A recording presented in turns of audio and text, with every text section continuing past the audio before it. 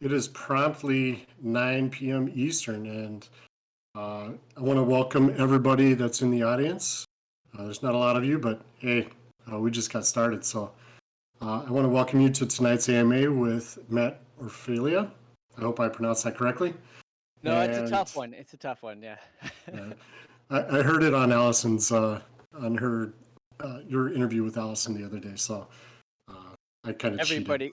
No, everybody gets it wrong. It's actually Orfalea, but Orfalea. Orfalea, Orfalea. It's basically the one pronunciation that it is, or the one that looks like it's least correct is actually the correct one. It's difficult. Nice. That's why I just go by Orf. Okay, Matt Orf. We want to welcome Matt Orf to the Save America Discord server tonight.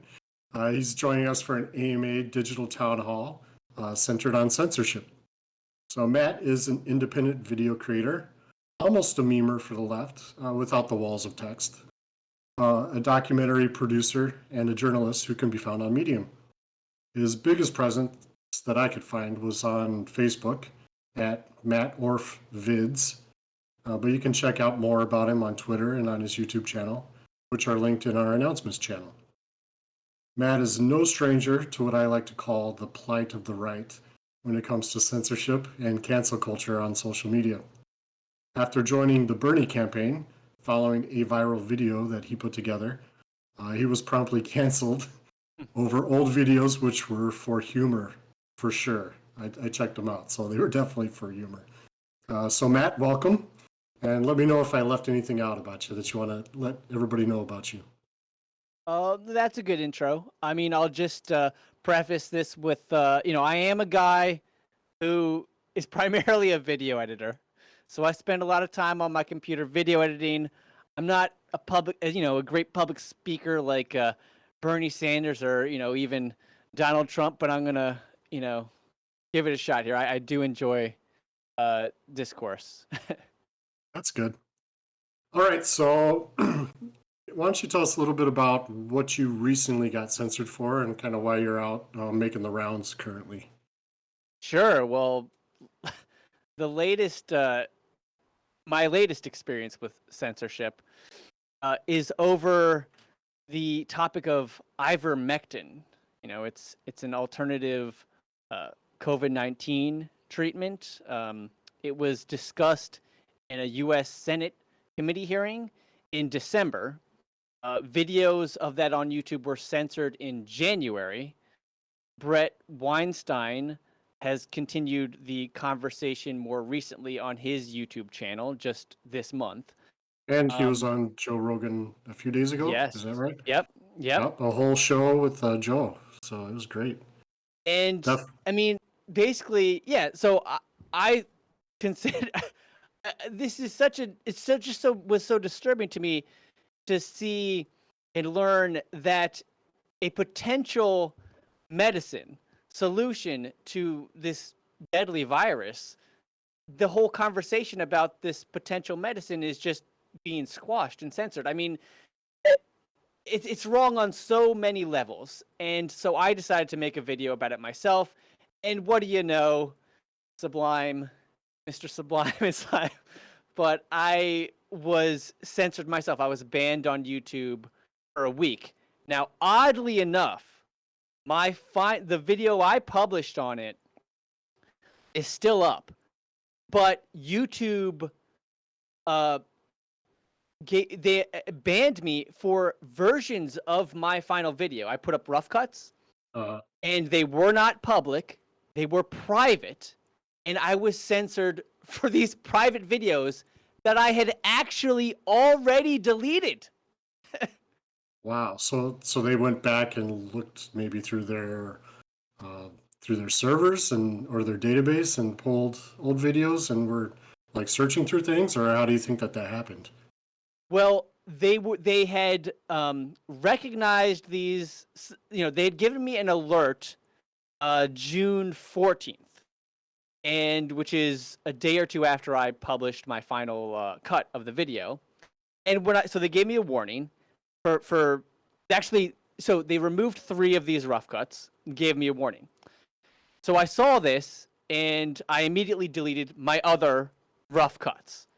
It's just part of my process. I upload rough cuts to YouTube, I play it out in YouTube, and I typically see something I want to change, and I'll put up another cut until I get a final cut. So as soon as I saw this warning, I deleted all my other cuts, all my other private rough cuts on this ivermectin video I put out. And even despite that, the next day, I was given my first strike for these videos that I had already deleted.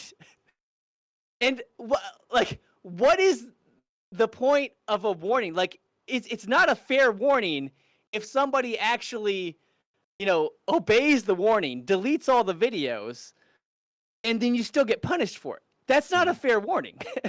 A posthumous strike. Yeah. And so it's essentially a thought crime. They're essentially, punishing people for thought crimes. These videos were not public. I had a huge disclaimer in every one of the videos, by the way, acknowledging that it's a controversial topic and that explaining that my reasoning for sharing this story is primarily to bring attention to the censorship of the issue. I was not claiming, I was not arguing in favor of the medicine one way or the other. Yeah. But I do think that it certainly, deserves discussion, and it's horrible that YouTube is censoring it. Yeah. So, yeah, ivermectin, and if you listen to Dr. Weinstein's comments, Weinstein. He would take issue with Weinstein because it's because of the Harvey Weinstein thing. So he's lucky actually that it's pronounced Weinstein. If I had his name, I would take issue as well. Yeah. So Weinstein's he's been talking about ivermectin for quite a while, actually. I think since probably March of last year, I would say, is when he said he started getting into it. And he's been posting videos to YouTube as well, and he was receiving strikes and that type of stuff. When you saw, did you know that other people were receiving strikes for ivermectin talk at the time that you were doing this? As I started the project, I did not know that. I did know that, that Senate hearing video was removed, copies of it were removed from YouTube.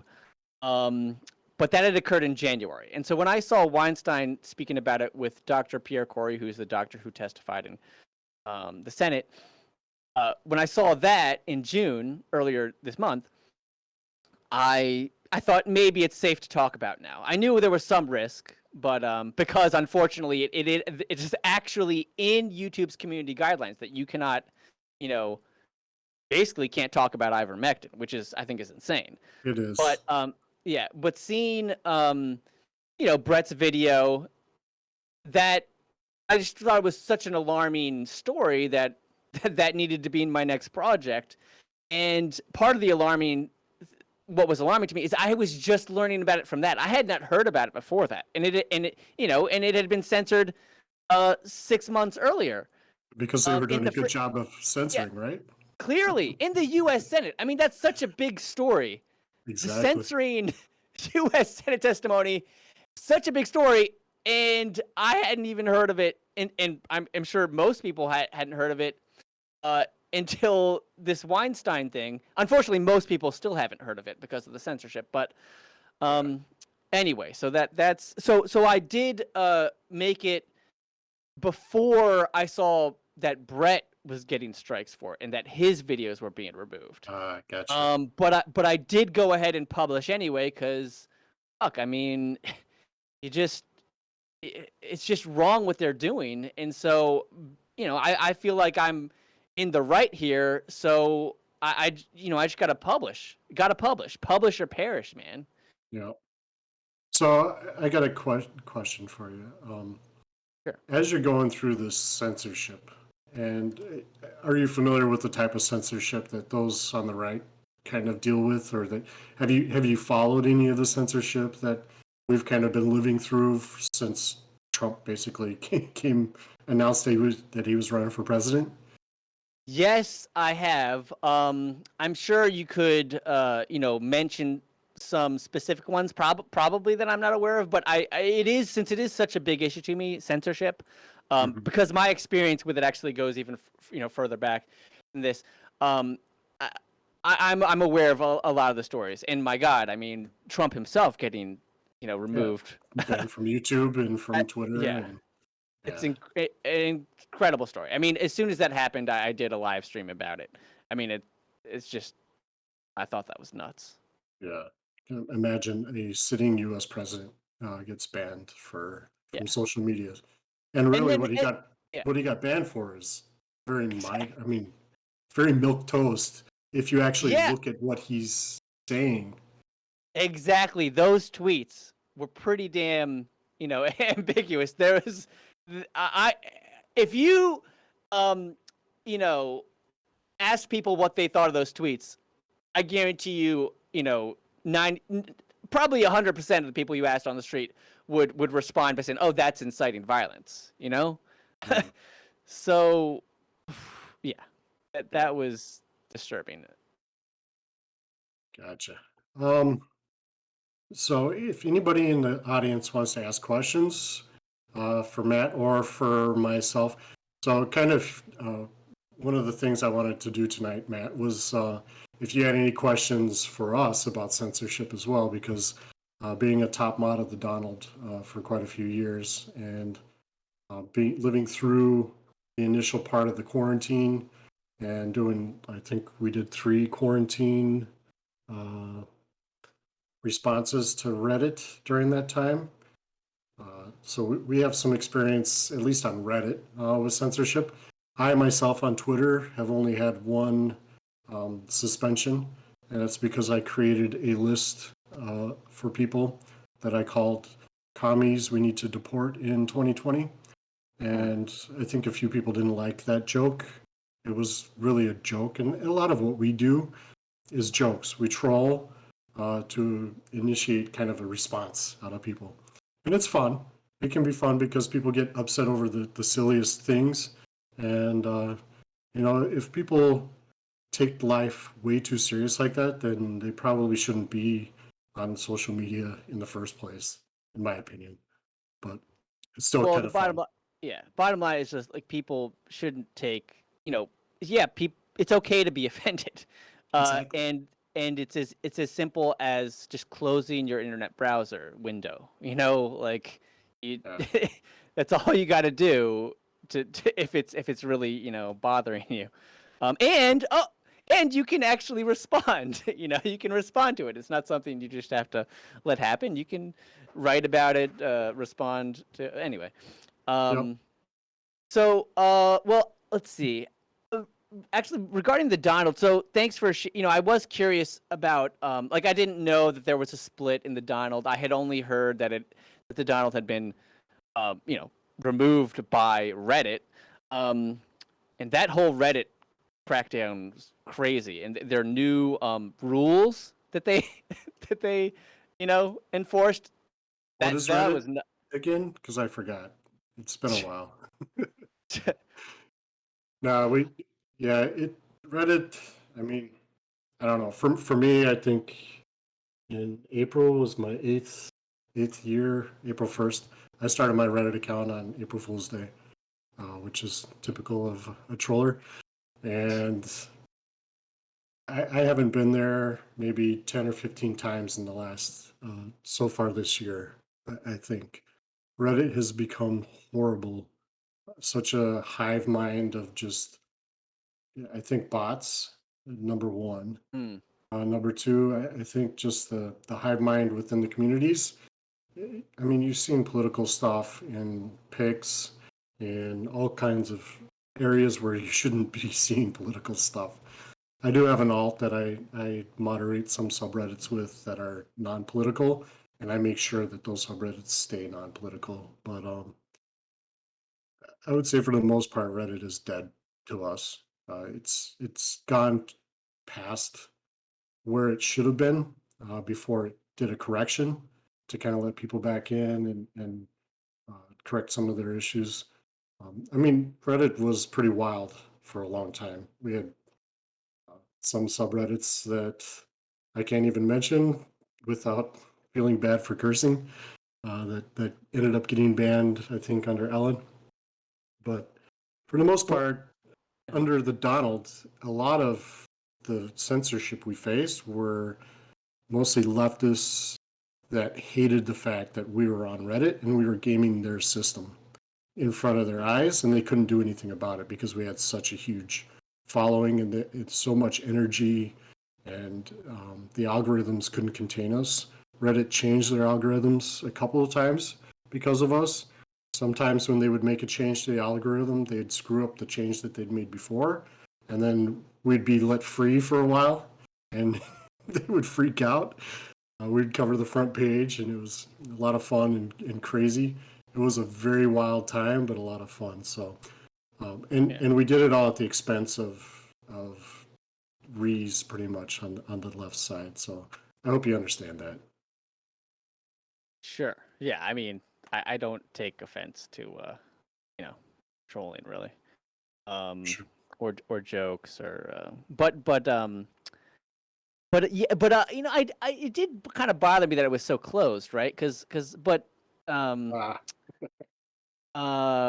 But hey, you're talking about our censorship now. Yeah. Yeah, of course. Yeah.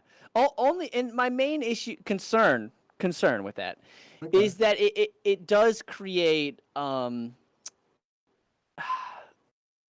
circle jerks is one term, but more so just bubbles. We all get in our own social media bubbles, and when that happens, we're prone to getting misinformed, or and certainly generating a more negative view of political opponents or just other groups, right, that we disagree with. I don't know. Have you ever been to a Trump rally? I have not. Have you watched one on TV? Sure. No, I've seen yeah. many, Okay. with my videos, like I've seen, I've gone through a lot of them. Okay. So have you seen it in a Trump rally when like an infiltrator came in and started causing a ruckus? I have. Yes, I've seen a lot of those instances. What did they do with that infiltrator? Well, honestly, like what I recall, I remember Trump saying, I'll pay for the hospital bills, medical bills. I remember seeing one of the Trump supporters, like what's the word, sucker punching one of the Black Lives Matter protesters walking out. I mean, have you seen that? I expect. Yeah, I saw a couple of. Yeah. I wouldn't say they were exactly cheap shots, but there were words and some heat that turned physical, I would say, in a couple of them. Yeah. But for the most part, they didn't stick around and continue to spew their blah blah blah stuff that didn't belong there, right? It was a rally. Sure. But I mean, in America, you're allowed to protest. Now, of course, they can expect to get booted. Of course, they can expect to get booted. And I obviously, they were causing a ruckus. They, which was not welcome, and so they got booted. But it wasn't conducive to the atmosphere, you would say. Well, obviously not. But yeah, still, I did find it alarming, and I would expect. I mean, you must understand that, in some of those instances with Trump, it sounded like he was encouraging the violence by saying he would pay for the medical fees, and in the cases where these protesters were sucker punched. Now, I'm not saying that happened in every case, but I did see it. And so those individuals, I don't want to generalize. I think, one of the big problems we're facing with in America as a result of our social media bubbles and just social bubbles. I mean, it's not just social media. I'm in Washington D.C. I was born in Washington D.C. It's primarily Democrat. It's a bubble. but some of the problem with that is when you see one clip of one Trump supporter sucker punching a Black Lives Matter protesters, and many people will conclude erroneously that That all that Trump one supporters person would sucker exactly punch every Black Lives exactly Matter. of course Yeah. yes Yeah, I would say that those incidents were probably a lot fewer, but more emphasized by the media than of course. you can imagine. But the reason why they were expelled from the rally is because it was a rally. And that's what the Donald was for us. The Donald subreddit was a rally for Trump. It was a 24/7 Trump rally. We did have Ask the Donald, which was a separate subreddit where lefties and Trump supporters could all get together and lefties could ask questions or talk about subjects with us. So we had that as an official place where people could go to as long as they were respectful. So we did have it set up where our Trump rally was the Donald, and then Ask the Donald was our place where people could chat with us if we wanted to engage or they wanted to engage in a respectful manner. So that's why Well, we were, I would say, not censoring, but we were just kicking out the infiltrators basically out of the rally. And we did it a lot. I think during the Donald Trump AMA, I think there were over at least over 1,000 bans during that time period, if well, not yeah. Now, more. see, my issue. I don't have an issue with kicking people out who are not, going by your community's rules, I suppose. Now, Mhm. obviously, on a larger scale, if your community is YouTube, which is a global community, then I don't There think you you should go. be kicking people out. But my concern with the Donald subreddit was, at least with my experience, is like I couldn't even get in. Now, you just mentioned that it's because maybe you saw lefty stuff or stuff that you guys disagreed with. But see, I don't think people should be preemptively blocked. You know what I mean? I think if they cause trouble, then I understand it. But anyway, that's my thoughts on that. With the Donald, let me just so I understand. So what Uh-huh. I heard was, all right, you guys just didn't moderate properly according to Reddit. No, no, I no, mean, is that no. accurate? So tell me, tell me what happened. Now I know this is an AMA. I am happy to answer any and all questions. But Of yeah, course. since I have this opportunity to speak with you, yeah, can you tell me about that? Oh yeah, sure. So, and I see Nux is in the audience, but he's a little sick today, so I'm sure he will agree with me on a lot of things here. I would say that for the most part, we were following as many of the rules that Reddit had at the time, each time that we were doing the rules. But there's always a subjective understanding of what breaks the rules and what doesn't break the rules. Like for me, for instance, saying Deus Vult is not a call to violence, but in the admin's minds from Reddit, it's a call to violence.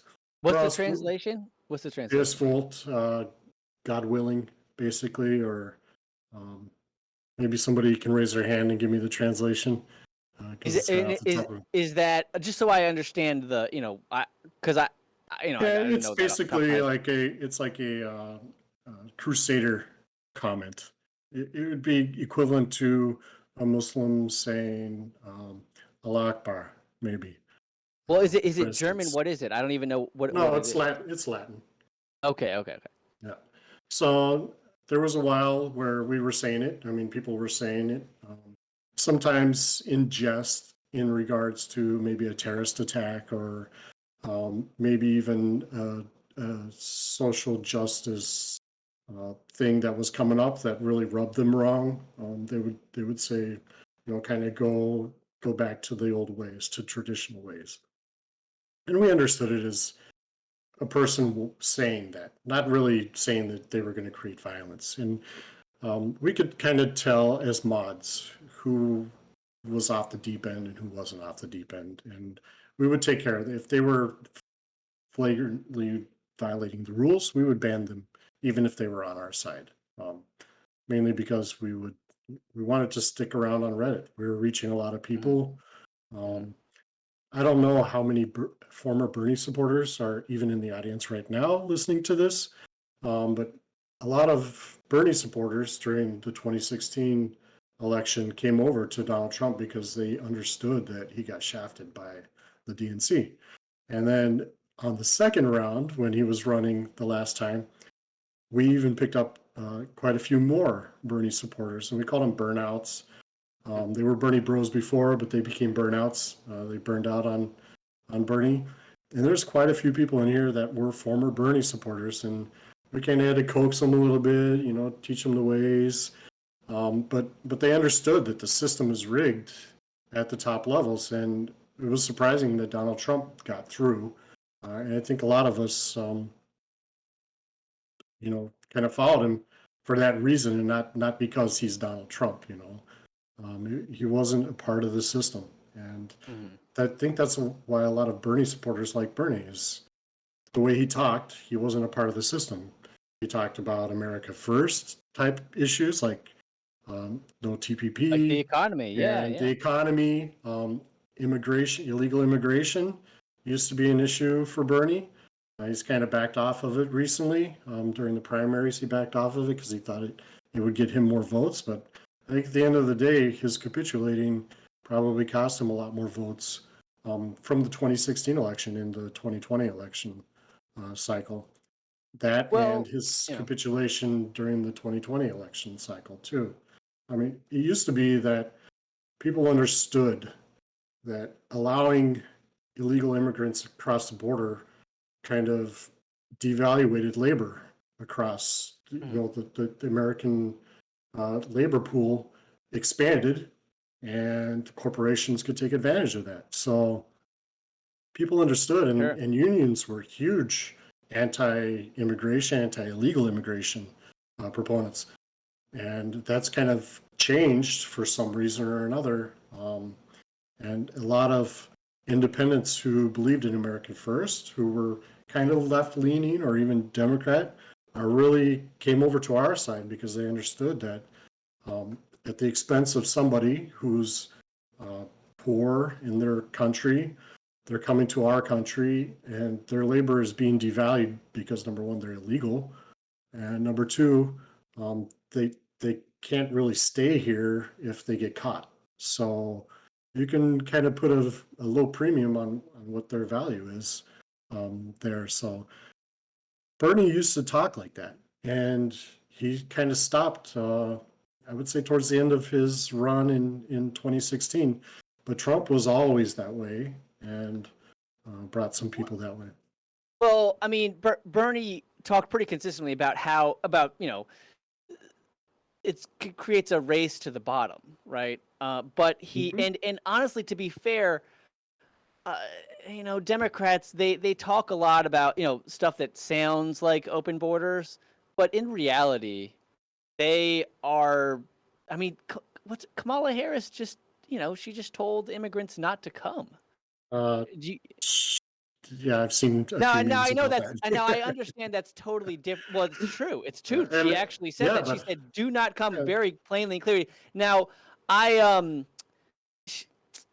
of course, she campaigned on something totally different. So exactly, Democrats. That's not what Democrats want to hear. I guess, otherwise they would. The politicians wouldn't be telling voters that.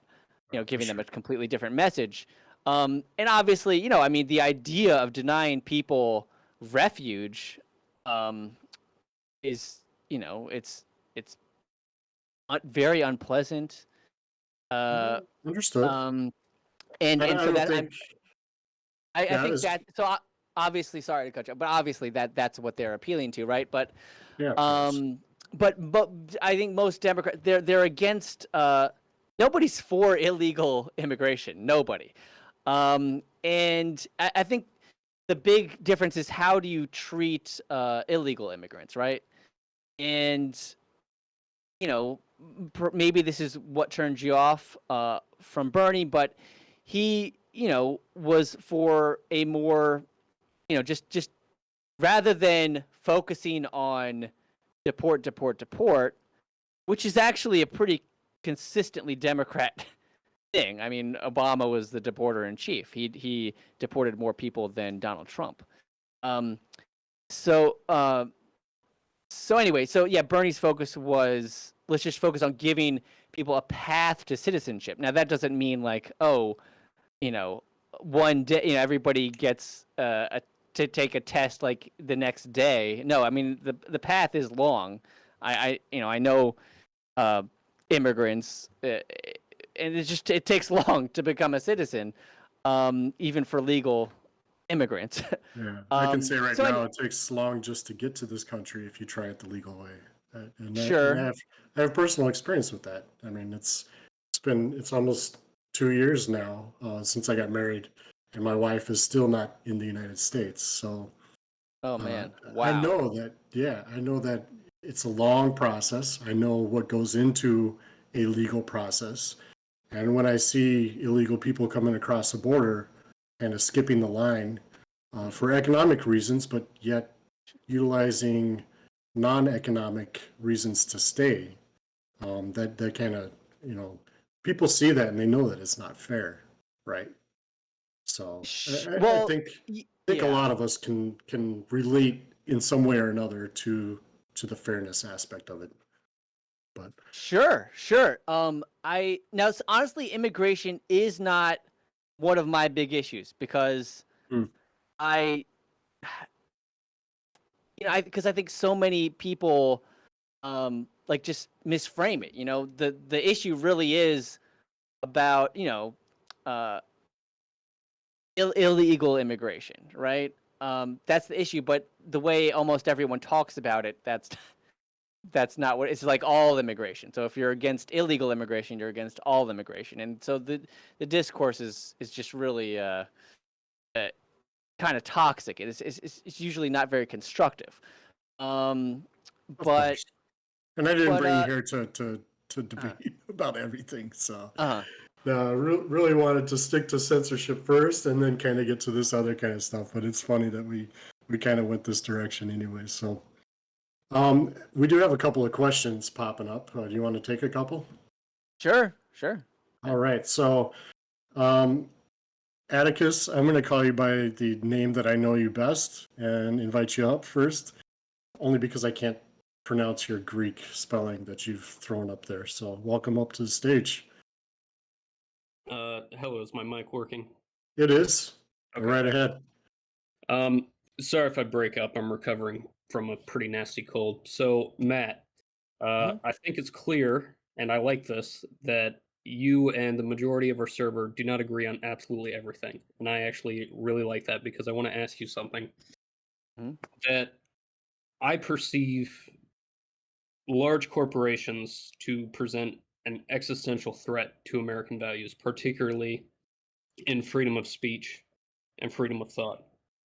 Uh, as you've been independent, your whole foray into journalism, as far as I can tell, and you see this problem with YouTube censoring thought crime, like ivermectin and whatnot, and you see us getting basically forced into the dark corners of the internet after the night of the long bans after January 7th. Oh, that was a crazy night, wasn't it? Yeah. Um, what I see people left and right, Republican and Democrat, they need to stop being divisive against each other, and they need to reunite against the enemy that is keeping them from even talking to each other. How would you try to approach that as someone who's been independent the whole time to begin with? Well, I mean, really, what we're trying to do right here is the way to do it. I mean, you just got to talk to people. You got to have, some good faith discussion. And social media I mean, unfortunately, it's usually not great for that, but it can be. But it can be. And so that we just got to use it that way. Try to use it that way more than the trolling. Honestly, I do not find trolling generally to be offensive. Sometimes it is offensive, but I would never uh, call for censorship of people because when you do that, you are eliminating the possibility of finding common ground. When you're literally banning people from interacting with other people, you entire groups really. Um, yeah, you're preventing people from coming together like that. That's one of the biggest problems with censorship. One of my biggest concerns with censorship. I mean, there's a whole long list, but that's one of the big things. That is probably the exact answer I would have given if I were in your shoes. And I appreciate Atticus for asking that question because it brought us back on topic. So perfect. Next up is Fluff. Fluff, I'm going to bring you up to the server on the Hey, stage. can you hear me? I can, Fluff. Go ahead. Cool. Yeah. I had a little bit of a weirder question, and this is kind of why why do liberals go so much to sleep when they get somebody into office? I mean, Mm. and what I mean by this is, the right is trying to primary all the people that aren't fighting for our values, and the left just doesn't seem to give a shit anymore about even their own values. Like, they're not fighting for even like single payer at this point. Mm-hmm. But you know what they are fighting for? Censorship of the right. And I know you've been censored too, but largely it's just to censor us, which seems, 20 years ago they'd be fighting against that, and it seems very, very odd to me that there's no fight in the liberal side of even their own values. I mean, let's get it right though. They're not liberals anymore. I Well, consider okay, myself a classical liberal. They're Democrats, progressive leftists, I would say. and I don't understand why they're not even bothering to fight for things that they want anymore.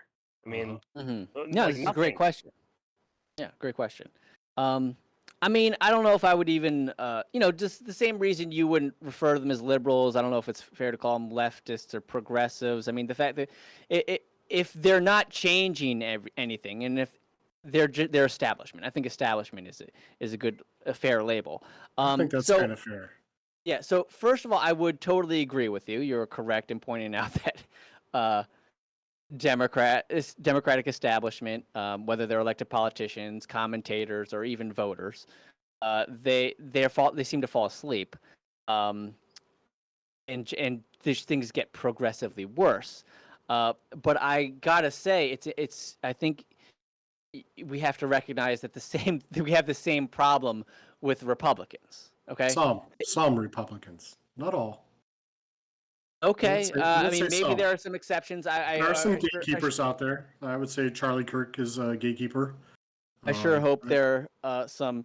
I've seen him call exceptions. for Republicans to get banned off of Twitter or YouTube, or not even Republicans, but America First people. So I would say there are exceptions that are Republicans, but not all. I would say there's a good chunk of them that still believe in the liberty of being able to speak what you want to speak. At least in my opinion. Well, Other than the Donald, Republicans. that was a rally. Remember, we had asked the Donald for that reason. Republicans, at least on the issue of censorship. I mean, unfortunately, it's very disturbing. But it does appear that only Republicans are concerned about social media censorship. But on that issue, but when you look at how the country is slowly but surely and consistently morphing into a more authoritarian regime, right? So we talk a lot about how bad Russia and China are, but we're in many ways we're drifting towards that same kind of authoritarianism in the form of surveillance, unwarranted surveillance. Patriot Act. Yes, the Patriot Act, and that's Snowden. one of the reasons. I mean, a lot of us are big. Yes. Yes. We think Snowden should be pardoned for what he did. So yes, I think great. There's a lot of things that we agree on here. Yeah. Well, look at this. I mean, it sure seemed like the Republican base fell asleep. I mean, why weren't they pushing? Maybe they were. Maybe you were. We were. Were you pushing Trump to pardon Snowden? Yes, we were. Okay, that's good. Yeah. That's good. You can look at the Donald all over the place. Snowden was everywhere, and Assange for that matter. Okay, that's good because that's a huge issue. Well, I honestly, I mean, but hold on. Look at it. Okay, so you guys, that's great to hear. But as far as the Republicans, they're not doing shit about Assange. the establishment Republicans. You got to remember, we the currently believe elected Republicans. that there is a uniparty out there, and really, it is for- what it is. Go ahead, for- Fluff. Yeah, Sorry. for me to just clarify my position a little bit, when I mean nobody's pushing, I don't mean people in politics or even people in the media. I mean like regular people on Twitter and people on YouTube. Like nobody's doing this on the left. Nobody. Well, there is one person, Jimmy Dore, Glenn Greenwald, Matt Taibbi, but they're like not even part of the left anymore. I mean, they've been outcast, and that's my problem. Nobody within the left is doing anything to push back against this, and anybody really, that I gotta does correct. is no longer on the left. So what I see is I see anybody that's willing to vote for a Democrat after seeing what they're doing to left-leaning people that have been that way forever, like Glenn Greenwald. It scares the shit out of me whenever they get power because you know that they're going to just fucking come down on you. And the only person that I'd consider still part of the left that's fighting against this is Jimmy Dore. The only one. Oh, and Greenwald and Taibbi, like you said. Yeah, so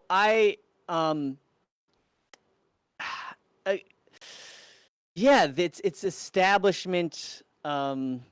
Again, like establishment Democrats, establishment left. It's like saying to say that they're not left. I mean, I hate these labels. I don't even like getting these labels left, right. But to say that they're not left anymore is like to say you guys aren't conservative because the Conservative Party, is corrupt and not doing anything.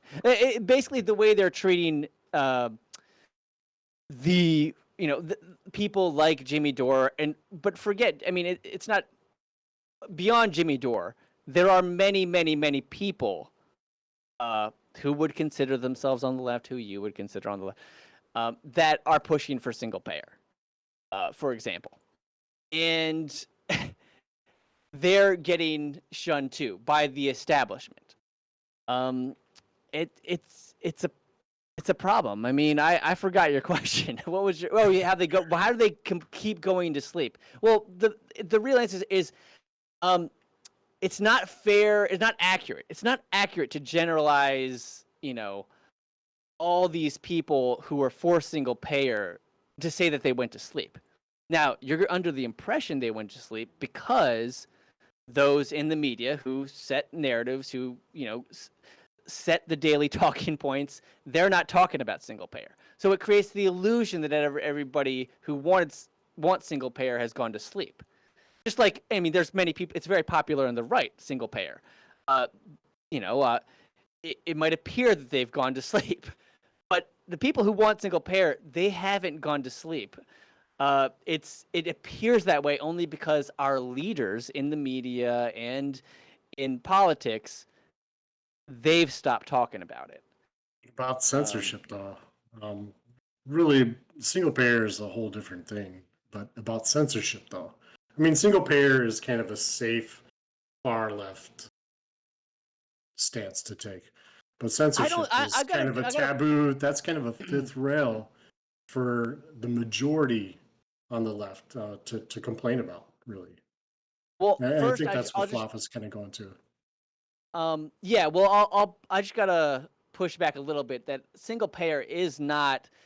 I don't know if it's fair to call it a left issue. I mean, most countries have some form of universal health care, and it's actually very popular among Republicans. I mean, Fox News polled like nearly half, if not more, in some polls, are for some form of universal health care. So it's really not exclusively a left thing, but yes, in terms of censorship, it is incredibly alarming how the left has just fallen asleep. Like I remember as soon as Trump was censored for, allegedly inciting violence based on 2 tweets, which really didn't appear to be inciting violence. So when that happened, yeah, I found that incredibly alarming, and nobody on the left, if we're going to use it, or the Democrats, really pushed back. Now, I'll say I was happy to see Bernie said this is concerning, something to that effect, but he said it months later when nobody was talking about it anymore. And so, yeah, it does seem like people on the left, or again, our leaders have fallen asleep on this issue. Now, unfortunately, there are many people still who just follow along with the mainstream media and, you know, the Joe Biden administration, and so they kind of go to sleep too.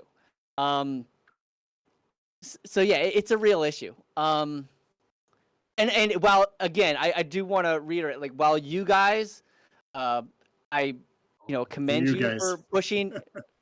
Well, you guys just here speaking with me, you Of mentioned course. you pushed Trump, or tried to push Trump to We pardon tried. Snowden and Mhm. Assange.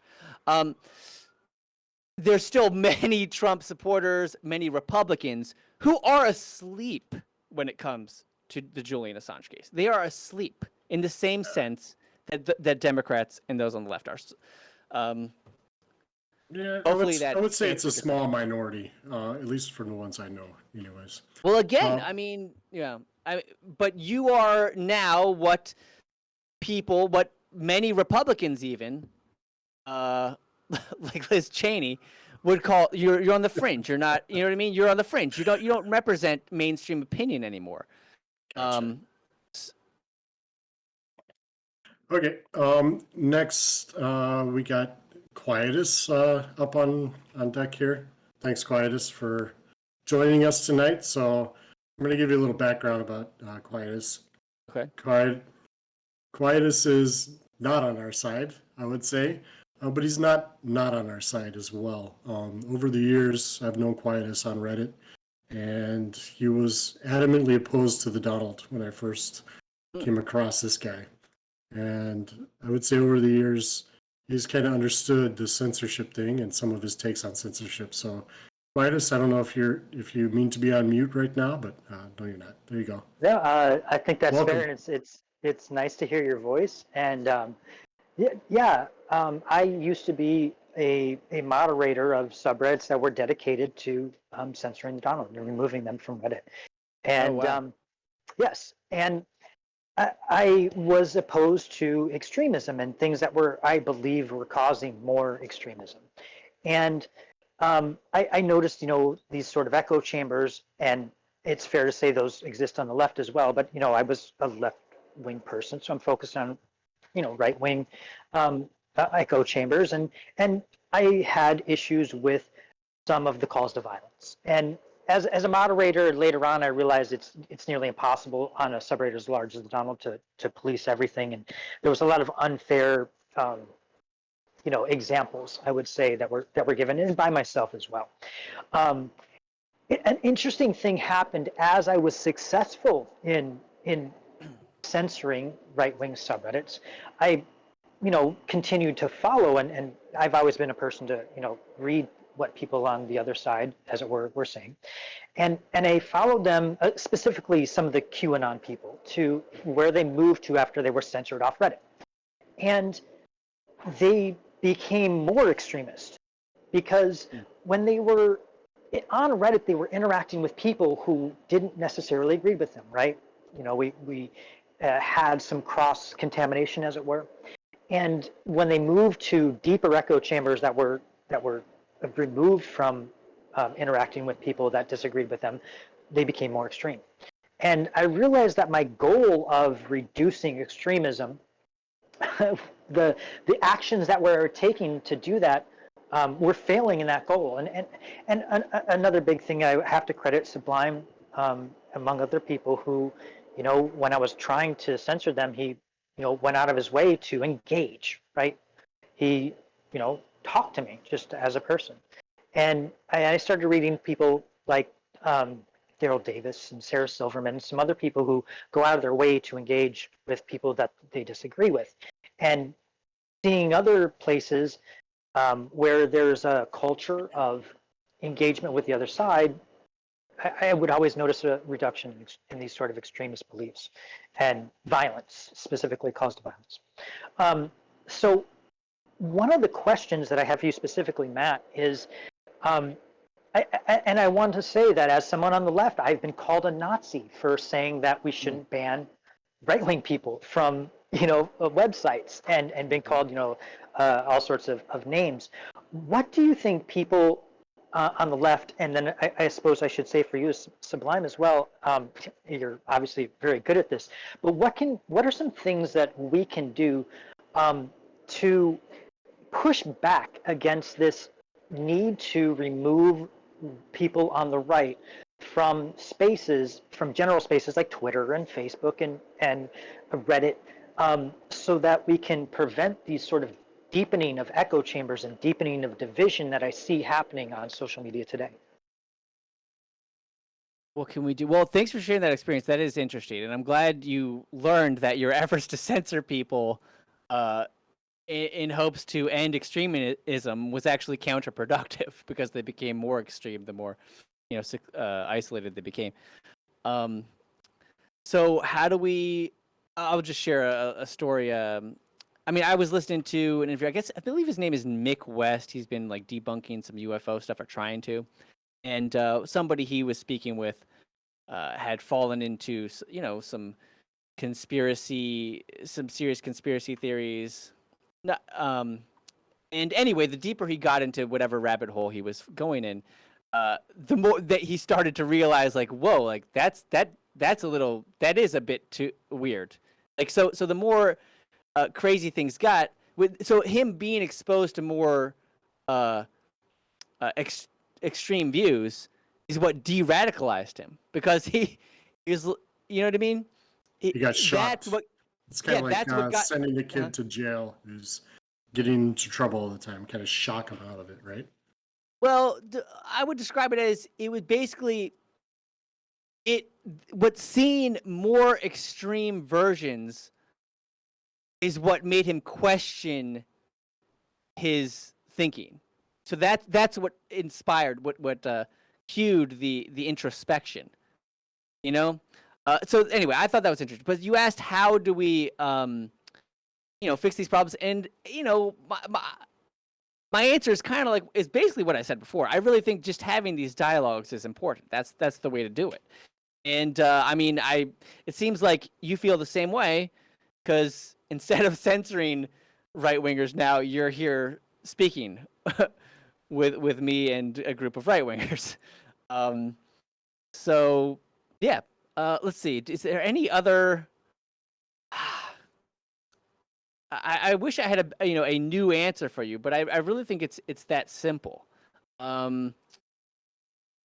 Maybe one way to help people realize that their tactics of censorship are wrong is to basically share stories like you just shared, how you learned you were actually being completely counterproductive. We just have to, be able to share examples of that. And for me personally, and sorry to interrupt, but for me personally, I've never wanted to censor anybody. I don't care how kooky they are.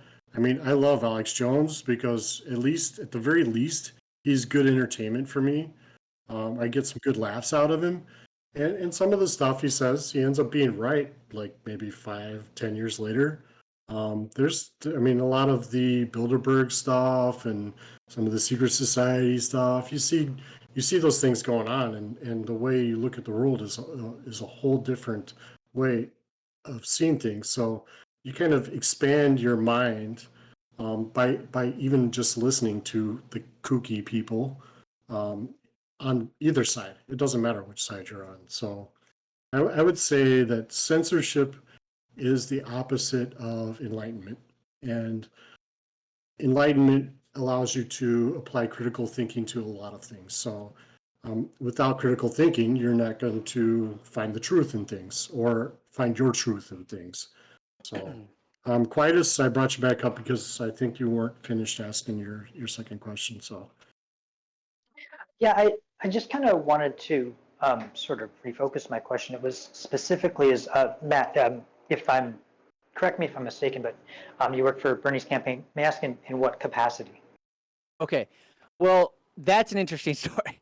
So I was hired by the Bernie Sanders campaign after I created a viral video that outperformed the campaign's own official promo. um, but I saw this video, by the way. It was pretty well put together. I've seen a lot of similar videos on our side of things that Trump would say and being things misrepresented that in the media. yeah, being misrepresented in the media. And Bernie was treated the exact same way that Trump was almost the whole time he was president. So I understand completely. Go ahead and explain a little bit more. So, yeah, I had even made many viral videos in 2016. So apparently, the campaign had been familiar with my work, but this one, they were finally like, they had a new campaign manager, and he just immediately got a hold of me and asked me to interview. Basically, I didn't even need to interview for the job. I mean, I did interview, but he just called me and said, I want you to join the team. And I was, but so to be clear, unfortunately, this is a very interesting story, and I can go into detail that to reveal some really other interesting stories. But the basic gist of it is, I was eventually canceled before I really got to begin working for them. I basically consulted them for like a week, but before I started my first day in the office, I was effectively canceled. So there's so many interesting details about my very short experience with the campaign. I learned a lot from the campaign, and I learned a lot about just cancel culture. I finally experienced it myself. So I'll tell you an interesting story that's occurred recently. Some of you may have heard of, gosh, what's her name? This woman who was hired by Teen Vogue. She was an Axios reporter, and she was hired to be a senior editor or like the head, some very large leadership position at Teen Vogue a couple months ago. Well, this is a reporter who had she basically tweeted my old work and, talked about how horrible it was. And this reporter is somehow ended up with my resignation, basically. I should have started with this. So I'm all set to start. Everywhere I'm excited, the campaign manager even said he'd give me significant creative freedom. But then all of a sudden, I get a call from him, campaign manager, and he's extremely worried and frustrated, and he's stressed, and he says, what's going on, with these on Twitter, blah, blah. And so I look and I see, okay, this Axios reporter didn't even get that many likes, but she just shared some of my old work. She shared it from some anonymous account. I believe it was like Miss Mendoza Ferrer or whatever. But anyway, so this Axios reporter is named Alexi McCammond. She had shared my work. And the campaign manager tells me that he's been hounded by reporters for a comment about this old work. And he says, he thinks I should resign just right off the bat. And I said, can you give me a chance to at least respond? Like to explain what the hell this is? This is just jokes. It's comedy.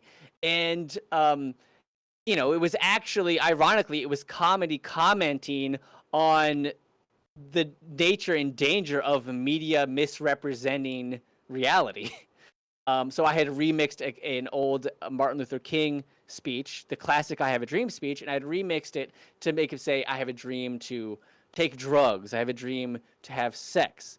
And I had documented in the YouTube description that the point of this video was, well, yes, comedy. It was also to be a reminder to people and a warning to people how easily manipulated the media can manipulate reality. The best way, one good way, I thought, to show that is to use a speech that everyone is familiar with, so that when you remix it, everyone knows it's remixed, and yet it sounds so real. I edited it to sound so real. Interestingly enough, deep fakes became a thing, so it's actually more relevant now than ever. But it is it's offensive to some people, and yeah. So I wrote out my reasoning, my response to this, and I had about an hour to do it. He kept calling me. He's like, "Are you done? Are you done?"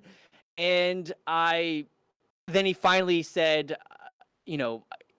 I think you should include your resignation in it. So I did that. I don't feel, I don't think anyone's, they don't have to hire me. I was flattered that they considered it. I don't want to work for anybody that doesn't want to work for me. So I immediately obliged and I put it in there, but I did not publish it because I wanted to think a little bit about this response, considering it would follow me the rest of my life and would forever affect my career and well-being probably. So I did not publish it. However, he leaked it to this Axios reporter, Alexi McAmmond, and she published it. It was a rough draft at the time. I even had incomplete sentences. She published it without my permission. And hey, I like Julian Assange. I like WikiLeaks. I'm not against leaks. But get this. This Axios reporter there was an article near that time, just before that time, that was writing that she was the only Axios reporter covering the Democratic primary at that time. This is the biggest Democratic primary in recent history, and with the most candidates, and she is using her valuable journalism time to do important journalism to fucking cancel a lowly video editor. Somebody, someone so low on the totem pole. And I just thought that was kind of fucked up. And here's where it gets into, this is why I'm telling this story, is she got canceled herself. So she, like I said, she was going to start this job at Teen Vogue, but she got canceled because she's got 10-year-old tweets on Twitter, which she herself identified as racist, admits they were racist and homophobic. Were they against Asians? Yes, yeah, that's... Yeah. Oh, imagine that. So Okay. imagine that. So, I mean, it's just, I do not like the idea of people getting canceled for, 10-year-old jokes that, truly that had no ill intent. I really don't think she had any ill intent.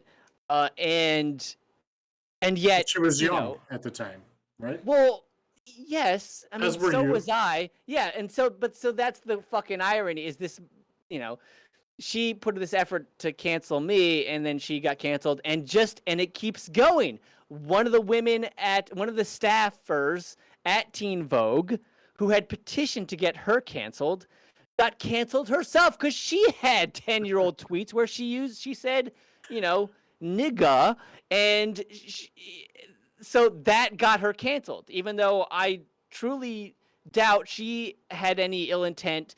She was just speaking to a friend playfully, and she got canceled for that. So it just goes on and on and on. But in those cases, obviously,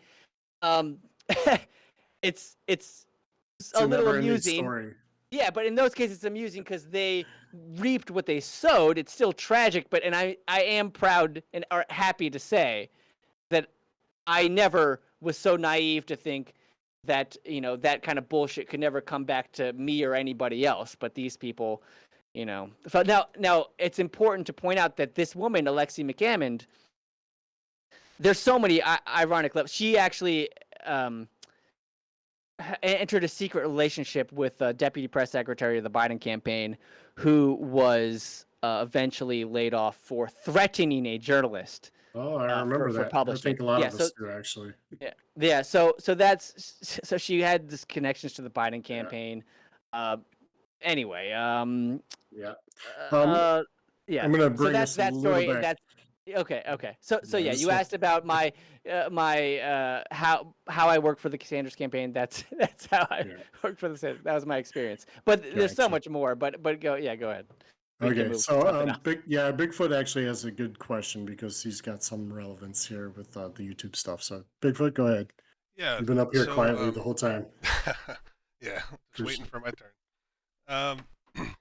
So on YouTube, I had a channel that was fairly small in size, but and I never posted anything political before.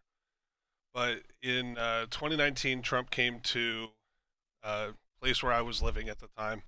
So I decided I would go outside the event and just film the motorcade going past.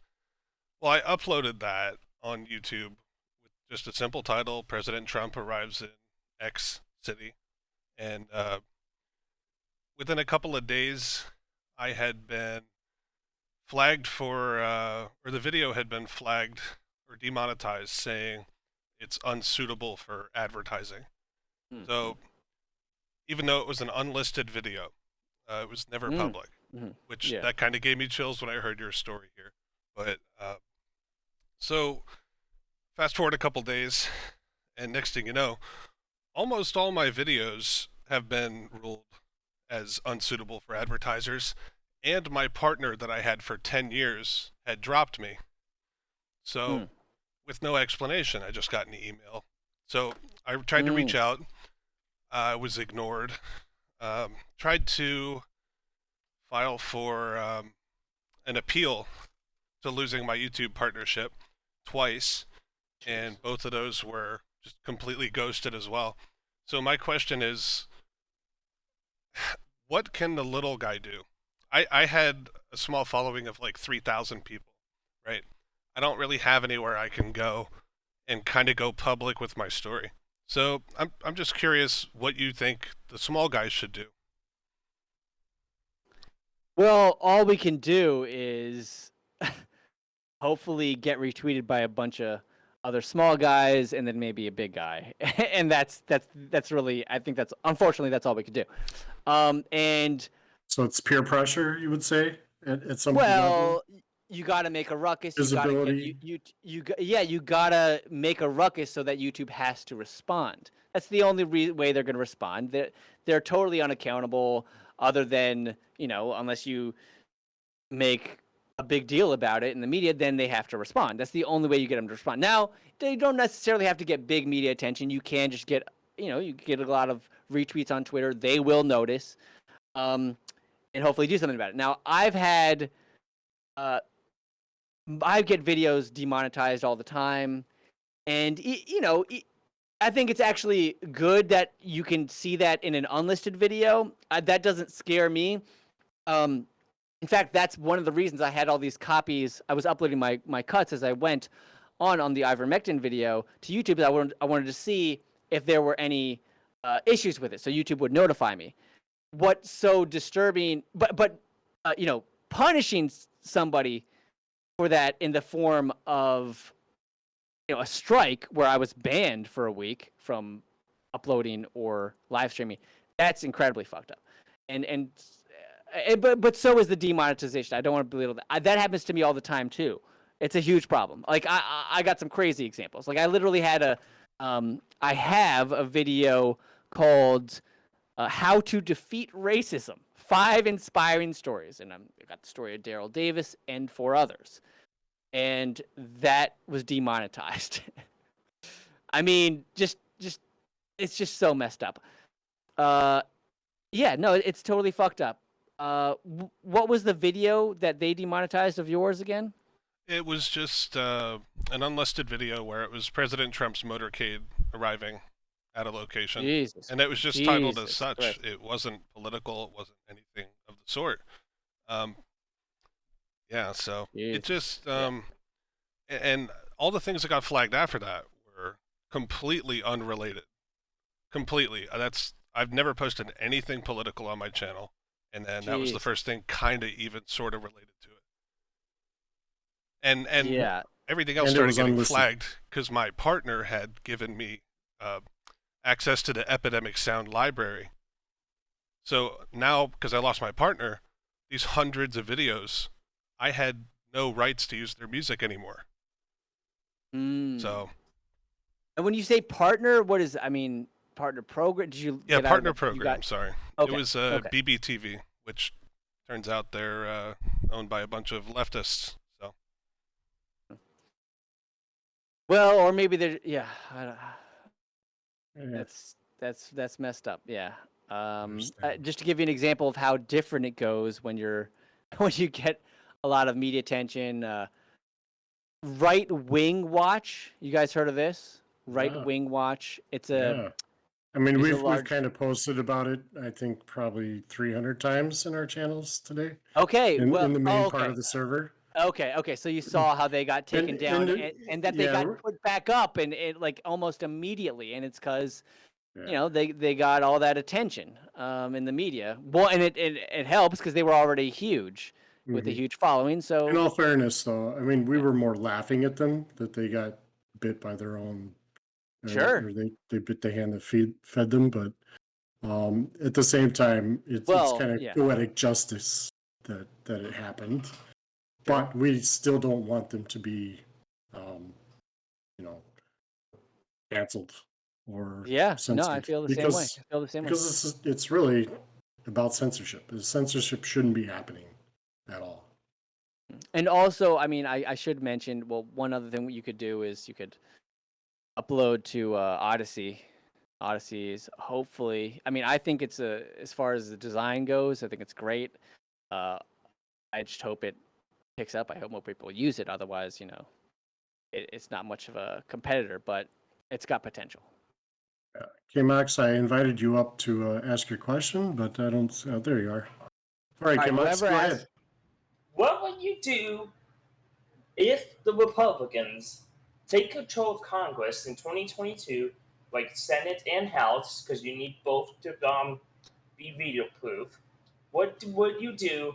What should be done to stop the censorship? Like, do we need to repeal Section 230? Do we need to fine people for them violating the First Amendment, or specifically make it an FCC law that if you violate the First Amendment, like ban people just because they're conservative, that's a First Amendment violation and you get sued or something? All right, it's a great question, very important Thanks, question. K-Max. So I understand that Trump has, he threatened to get rid of Section 230. I believe that's what it's called, and basically my understanding is this is what allows Facebook to not get sued for defamation or libel because it's letting them be a platform rather than a publisher. The problem is if you get rid of this, then they're treated like a publisher, and then I think they're only going to do more editing, right? Because then they're liable as a publisher. So I don't think that's a good answer. I don't think that's not a solution. Another solution, a real solution, could be, now you guys aren't going to like this. I'll just throw a couple out there and then I'll get to what I think is the best. Well, obviously, okay, nationalize, break them up, right? You could break them up like Teddy Roosevelt. You could nationalize them. Or what I think the best thing to do is treat these social media platforms, you could treat them as a common carrier. So basically, the telephone companies, there's this common carrier regulation that says you've got to let everything pass through. And I think you could do the same thing for social media. all right. So I'm gonna bring up Admiral Nelson for our next question here. Just gotta accept that invite. Hello, can you hear me? Yep. Oh, no, I can barely hear you. Okay, so I just had a quick and light question regarding streaming and being censored by YouTube. Do you already have a channel on Rumble? And have you considered doing any live streams through that platform? I understand they just recently started doing some live stream work, and it should be like another outlet for you. I have not, but yeah, no, I'm open to it. Yeah, totally open to it. Okay. Yes, and yeah, I was actually reading. I'm not. So your video got banned for the ivermectin mentioned earlier, and I saw where that happened to be in the Google terms and services explicitly, and which I thought was kind of interesting. Mhm. As far as, I mean, I guess using that as like a test service, are you gonna be able? No, I'm sorry. I thought I had more for you. I lost my question. Lost my train of thought there. Any question at all? This is AMA. Any question at all? You must have a question about something. It doesn't even. I do. Sorry, this is my first time actually talking through the phone. This, but as far as live streaming goes, what's the best platform or outlet for us to share your videos? I guess. I mean, I know you have like I know you've been. I've been listening to you speak a lot about the Bernie Sanders campaign and the politics and stuff. I'm kind of more interested in the in your experience with the live streaming market. Okay. Well, honestly, Maybe from a censorship standpoint, or yeah, Yeah. sure. what's Sure. going to keep you the safest the most? Maybe. Right. Yeah, that's Well, exactly it. Yeah, well, when I was introduced, you mentioned the Sublime mentioned that I had the biggest audience on Facebook. Well, I don't anymore because Facebook doesn't show your content to all your followers. So YouTube is currently the best place to see my work and to share it. But I mean, when I'm not banned, You don't I say. think I think the best alternatives are Odyssey for video. So Odyssey is my favorite YouTube alternative because you can. Well, one, the design is great. It's very much like YouTube, so it's not like you got to learn this whole new thing. It's familiar. It functions well, and they have this great feature where you can sync your YouTube channel to Odyssey. So every time you upload a new YouTube video, it will automatically upload to Odyssey. You don't have to do anything. Does it do live streaming at the same time? I'm not sure if it does live streaming. I believe it does, but I know I Allison have had not. mentioned something at the beginning of your video because I think she had set it at a specific time on another chat or another service. Well, do you remember which one it was? Yes. Well, she mentioned one called I think it Places. started with an R, maybe. Oh well, Rockfin is another one. So I'm not Rockfin, on. Yes. I think unfortunately, Rockfin they have to enable your account. I've had bad experience with Rockfin. Like they reached out to me over a year ago and they never set up my account so I could actually upload. So that was a bad experience. But you know, it works for some people, but it's just not as promising as Odyssey in my opinion. And then as far as a Facebook alternative, I think Minds.com is great. Great. We asked Palm up on the stage. Palm, welcome. Hello, everyone. Hey, Matt. Thanks for joining us tonight. Hi. First question is, what do you think? You mentioned breaking them up as an option for big tech censorship. Mm-hmm. What do you think of the DOJ's 2012 suit against Google, and what are your expectations for their current one against Google? And if you want to comment on Facebook, the judge dismissing that, you can as well. Well, I'm actually not that familiar with it. Is this so they tried to break them up then? Challenge, see if they were antitrust monopolies? Is that antitrust? Yes. Yeah, so they tried to enforce antitrust rules. I'm not familiar with the specifics of the cases. I do think it's ridiculous that that Facebook can gulp up Instagram like they did and WhatsApp. So Yeah. you know, if these, part of the reason for breaking them up is, well, because then one of them can at least have the chance to compete, offering a censorship-free platform, or less censorship, Anyway, so honestly, I can't comment on the specifics because I'm not so familiar. Other than I do think Google, now Alphabet, should be broken up. The concentrated power is insane. And And I Facebook feel this, potentially. and I feel the same way about Facebook. You know, Yeah. break up Facebook, Instagram, and the messaging thing. Do you think WhatsApp. Twitter? WhatsApp. Do you think Twitter Twitter? has gotten to that point yet, or they pretty much shut down Periscope because they rolled it into the Twitter platform? But Yeah, I don't think they're on the same level. I don't think so either, honestly. Yeah.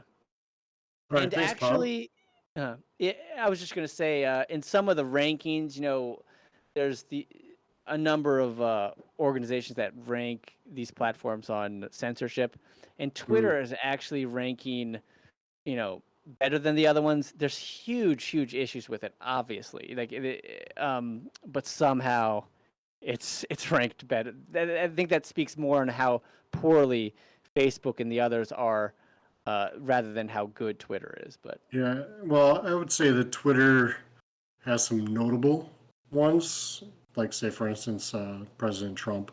sure. But for the most part, I would say because of the way that Twitter is set up with users only following users within their sphere of, agreement, maybe sphere of agreement would be a good term there, because I think there's been a few models put out there where the sphere of agreement overlaps quite a bit for particular users.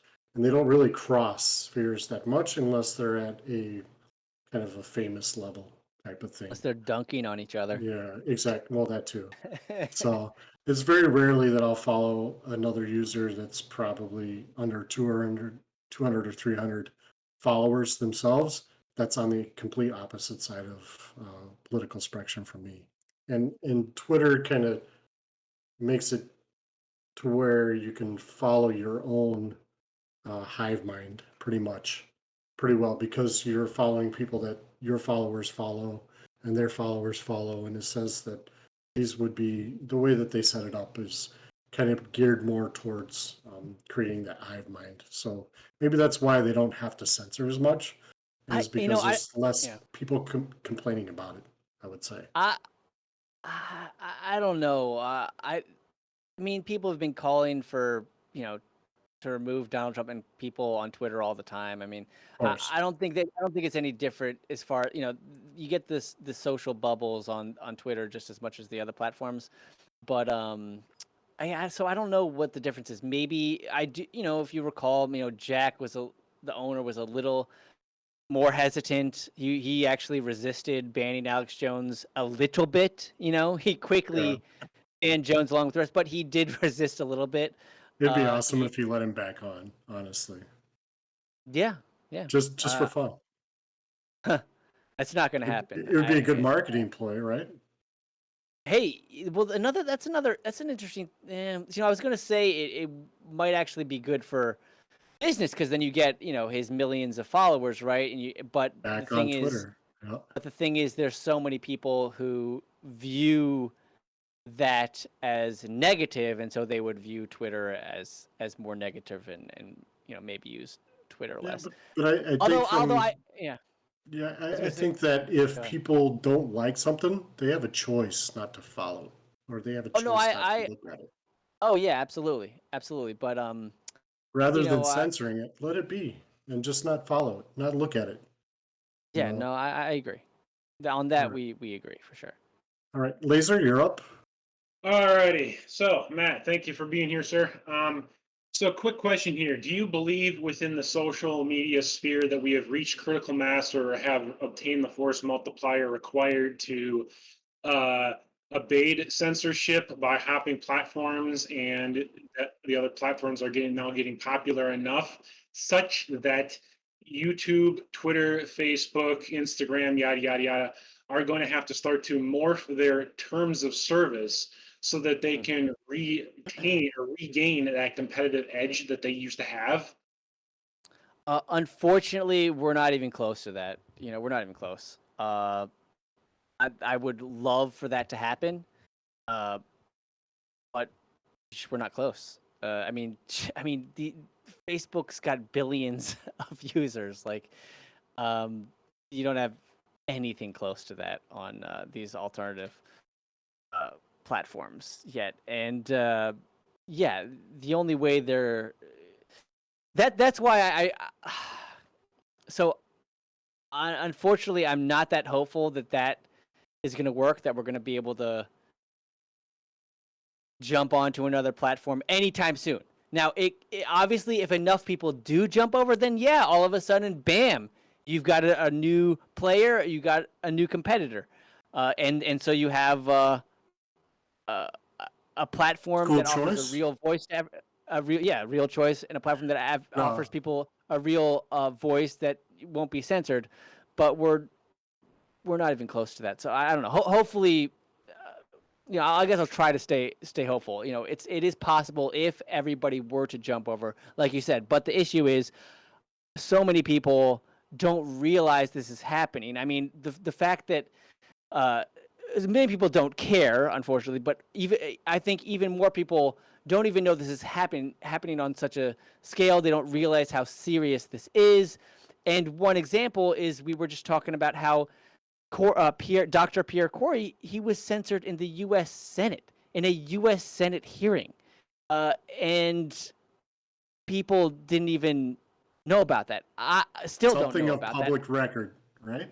Yeah, I didn't even know about that, and it's something I cover, or that I do cover, and I'm extremely interested in. I didn't even notice it until Weinstein talked about it on his podcast this month. So, that's one thing maybe that can help push people over. When I spoke to the CEO of Minds.com, he gave me some hope. Every time something like that happens, where there's a big censorship, people move over. So, yeah, I mean, I hope enough people do move over. Sounds good. Cataclysm, and I read that name exactly how you wrote it in Russian there. So you're up next. All right, first, mic check. You can hear me fine? Mm-hmm. Yep. Okay. All right. Well, good evening, Matt. Thanks for showing up and having this discussion with us. I do appreciate having kind of an insight into the other side of things. I'm sadly not familiar with your work, so I will be checking out your content and just kind of getting a feel for some of your views. But I just wanted to bring up one quick comment, and then I kind of had two really brief questions for you. First, the Section 230 repeal, mainly the thing is, if they lose their protection from a repeal of Section 230, it would allow the platforms to be sued for the content that's currently on it, content that violates U.S. law. And there's plenty of offending content on just about every single platform out there. So that's a major incentive for those platforms to not lose their Section 230 protections. So that's But then they're gonna censor more. That's what I But it doesn't prevent them from being sued. That's the thing, is that they lose that protection, they become liable for the content that they do have on their page. That's the thing. It's to pressure them into not censoring the content. Well, anyways, anyway. So my two things I had for you is the climate, the emotional climate in our country is turned dark over the last few decades, I think, and more so, especially just recently. It seems that people just don't have any humor in their life. And you brought up humor earlier, and it's kind of an important topic for me, because to understand humor, you have to understand that humor requires a sacrifice, right? It comes at the expense of someone or something. So the thing is that there's too many. Just about everything is considered taboo by the left, from my view of things. And I really don't like this to be partisan, because I like to see unification of left and right.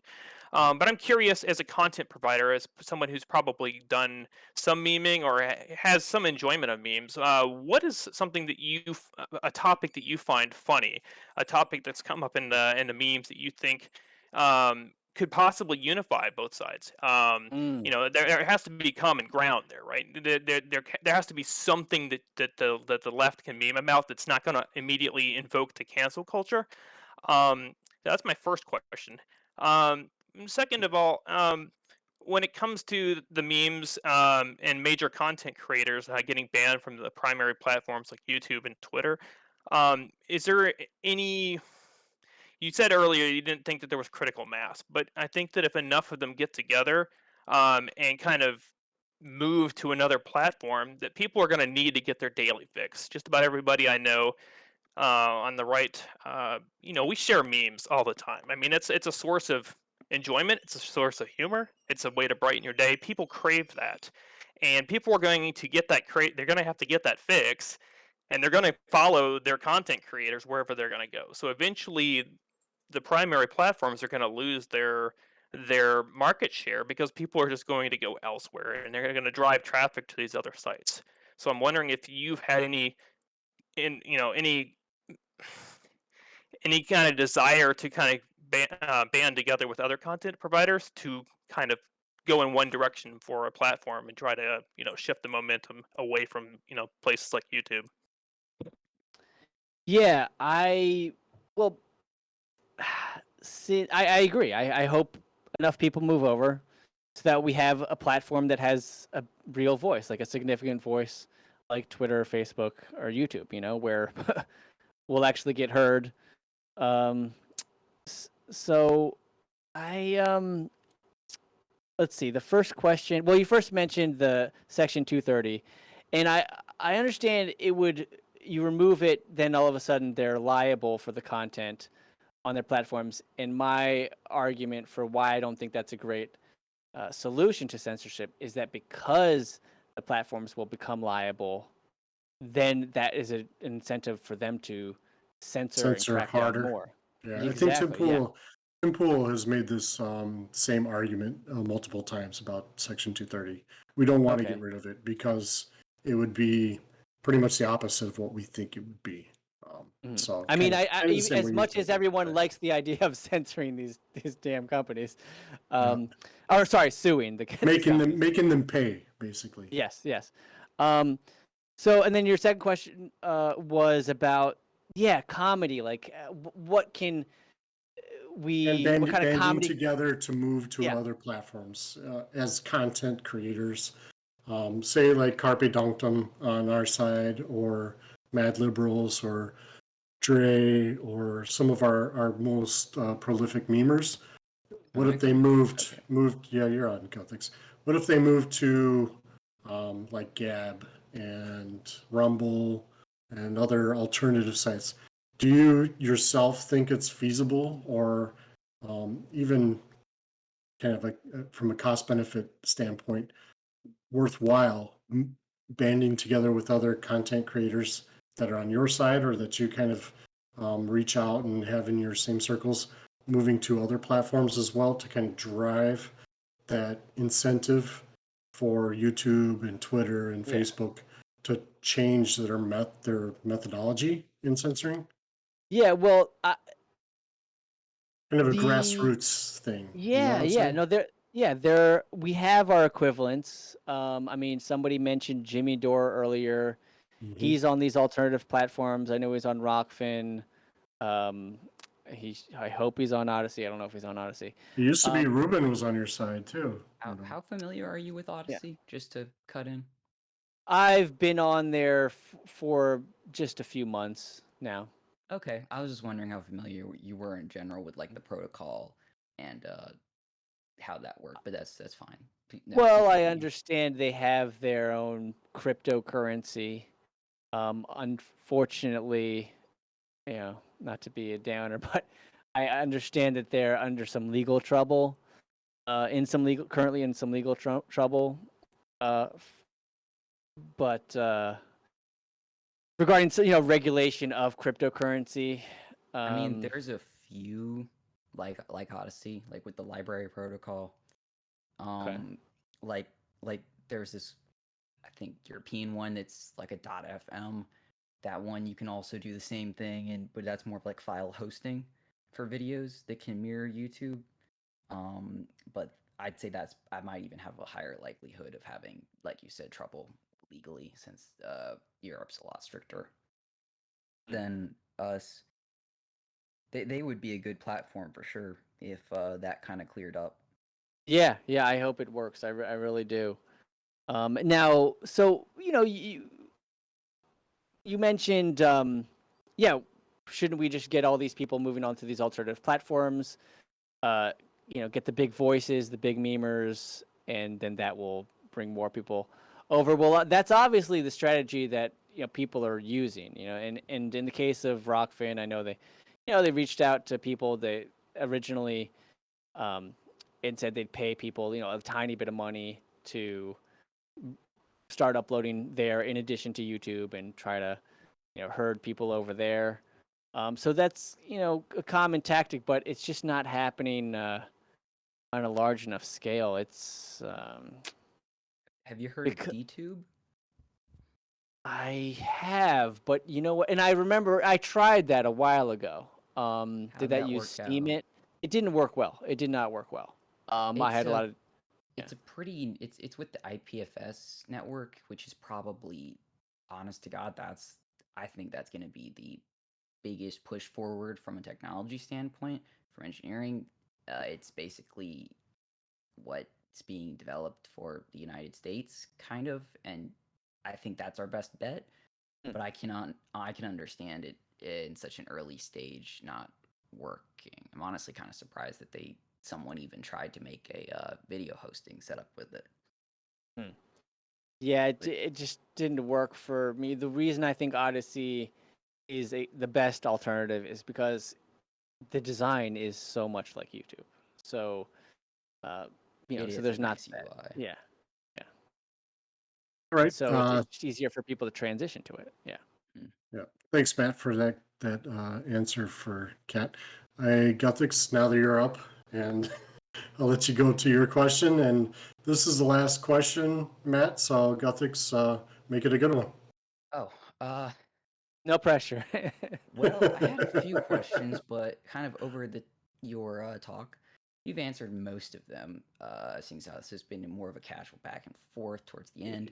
I guess I was just I had pulled up a bunch of different offerings for hosting.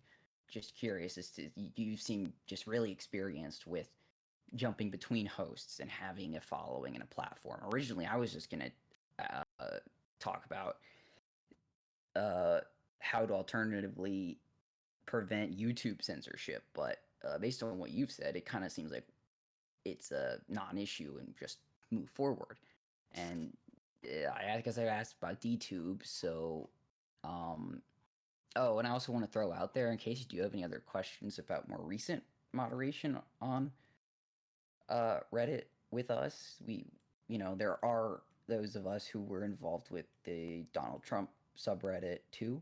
So oh yes, yeah. Thanks for mentioning that, Guthix. Actually, in case not everybody here has been around that long, even in the audience, and Matt probably doesn't know, but when our top mod team, who's here on this particular server, when we left the Donald, not by choice, obviously. After a while, we settled on a subreddit that was actually older than the Donald.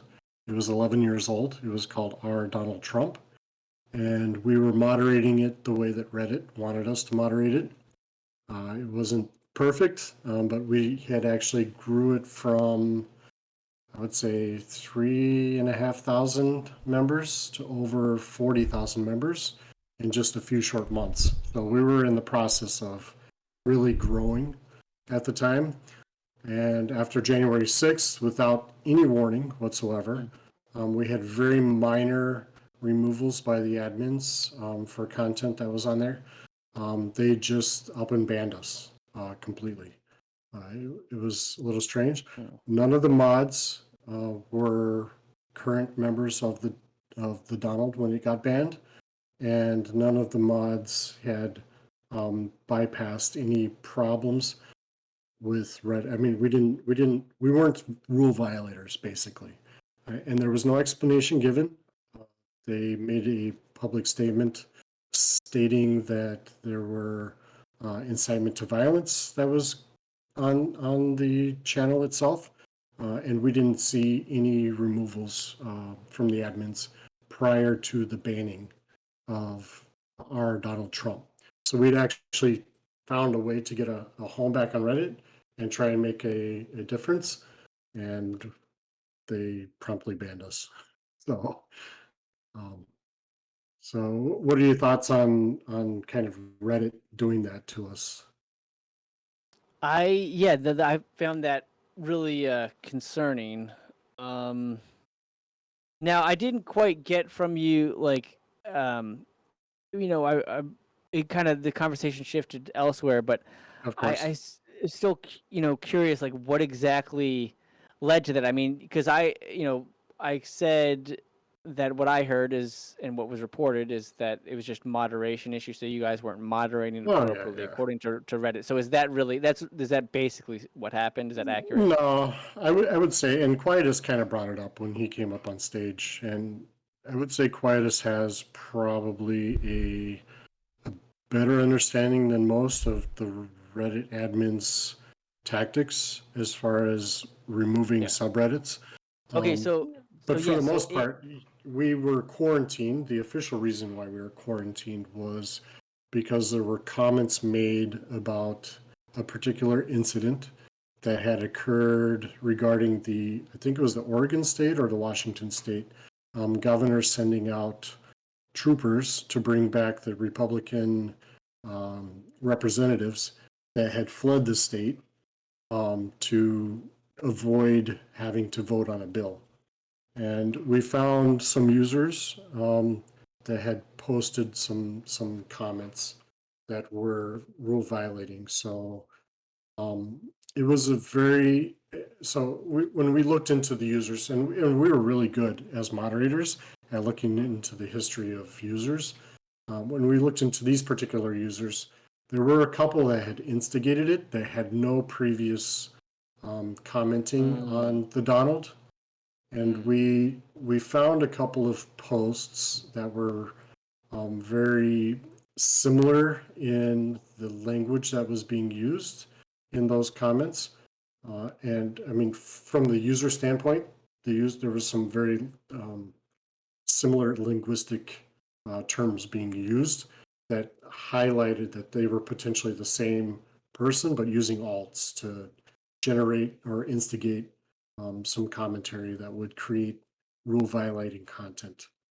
Now, it just so happens that prior to these comments being posted, we had a slight change in moderation tactics that were caused by the top mod at the time that had removed a lot of the auto mod that we had created for the Donald that would have prevented this type of commentary being posted on the Donald. Oh wow.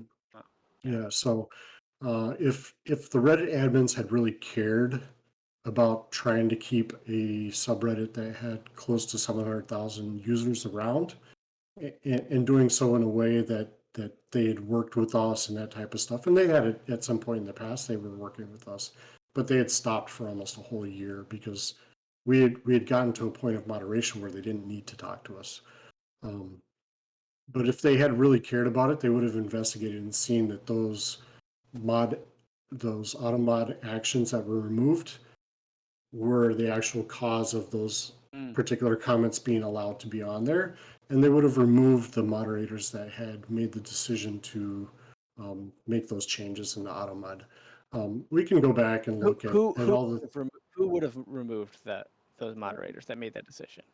I mean, if the admins had any sense of fairness, I would say fairness. You mean the big Reddit admins? The Reddit admins, yeah. Reddit as a whole, not just the. Yeah, I'm not not talking just the about Donald. moderators. Yeah. Yep. Okay. Yeah. So. Okay. That was it pretty much, and that just led. I mean, we saw the writing on the wall eventually that there was nothing we could do that would appease the Reddit admins. They continued to deny quarantine appeals from us, and even though we had made significant changes, we were doing everything that they'd asked us to do, but they found additional issues to hit us up on, and those goalposts moved every single time. So I'm a very reasonable person. I try to give the benefit of the doubt to the intentions of others, and it just, there was no reasoning with these particular individuals that were making decisions at the top of Reddit. So I'm kind of glad that we left. And you had mentioned earlier about people causing a ruckus. we made our own social media platform within the server. Some software developers created Ruckus, ruqqus.com, and it's still budding. It's growing a little bit here and there, but it's a great Reddit alternative, and we love seeing stuff over there. There is no censorship over there, as long as it doesn't violate the law. So it's pretty open, Wild West, and we've drawn some leftists over because they like to follow and instigate. So that's great. And I just wanted to wrap it up right now. Matt, thank you very much for coming tonight and joining us and talking about all the different issues that you talked to us about, especially the censorship thing. And really appreciate you having an open mind and coming over to the old channel, but now the Save America Discord server. And why don't you tell everybody where they can find you on social media and what you thought of the place? Thanks so much. I enjoyed it. Thanks everyone for having me and listening. If you want to see more of my work, my videos are on youtube.com/orf for now. And like I've said, Odyssey I think is a good alternative, and so is Minds.com. If you actually happen to be on Facebook still, yes, I'm there, and Twitter as well. All right. Let me. And this is actually a very important one. And Patreon, please help me on Patreon Of course. if you can. So I do have to ask: is this your sole source of income? Being a creator? It is. And if you will Okay. look at Patreon, you will see I am in need of help. I do freelance work as well, and that's what. Although I'd like to spend more time making my own content than freelance stuff. But so yeah, if you want to help me do that, please help me out on Patreon. Okay. So you do corporate stuff as well? Not If we need you? corporate. I mean, luckily, I mean, not really corporate stuff, but I've done stuff for Okay. other YouTubers. I've actually put together a few promos for Jimmy Dore, for example. So yeah, independent stuff. Unfortunately, not that I'm opposed to doing a corporate job necessarily. Hell, I'd love to do a big documentary for like a giant, film corporation, but that hasn't. They don't have those opportunities. So That shall materialize. yeah. All right. Well, thank you very much, Matt, and thank everybody in the audience for joining us tonight. And we'll see everybody else next time. Have a good Thanks night. so much. Good night, everyone.